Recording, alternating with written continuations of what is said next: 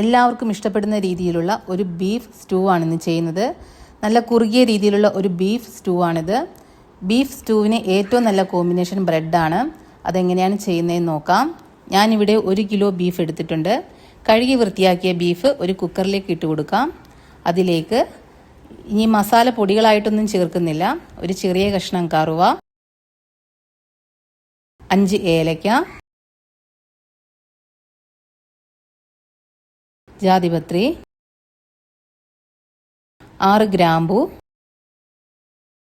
ഒരു തക്കോലം, അതും ചേർത്ത് 1/2 കിലോ സവോള അരിഞ്ഞതും കൂടെ ചേർക്കുകയാണ്. സവോള ഇട്ട് വഴറ്റുകയൊന്നും വേണ്ട, ബീഫിലേക്ക് ചേർത്ത് കൊടുത്താൽ മതി.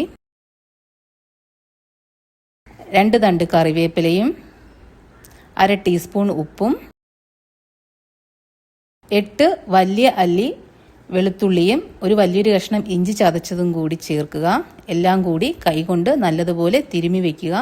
ഇതിൽ വെള്ളം ചേർക്കണ്ട. ഒന്ന് ചൂടായി കഴിയുമ്പോൾ ബീഫിൽ നിന്ന് വെള്ളം ഇറങ്ങി വരും. ഇനി കുക്കർ അടച്ച് അടുപ്പിൽ വെച്ച് ഒരു 6 വിസിൽ അടുപ്പിക്കുക. അതിനുശേഷം നമ്മൾ തുറന്നു നോക്കുമ്പോൾ നമ്മുടെ ബീഫ് ഇവിടെ 1/4 ഭാഗം വെന്തിരിക്കുകയാണ്. സവോളയും ബീഫും ഇഞ്ചിയും എല്ലാം നല്ലതുപോലെ വെന്ത് വന്നിട്ടുണ്ട്.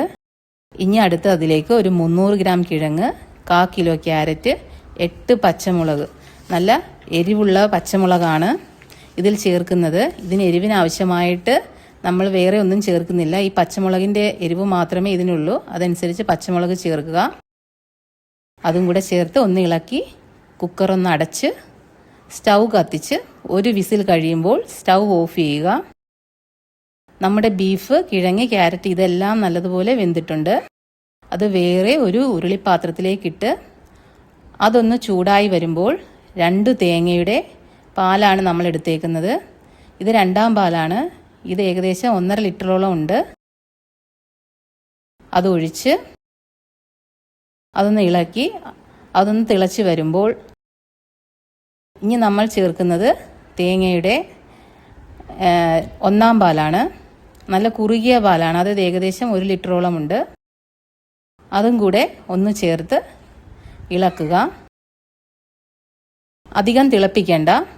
ഒന്ന് നല്ലതുപോലെ ഒന്ന് ചൂടായി വരുമ്പോൾ തീ ഓഫ് ചെയ്യാം. ഇനി അടുത്തതായിട്ടൊരു താളിപ്പാണ്.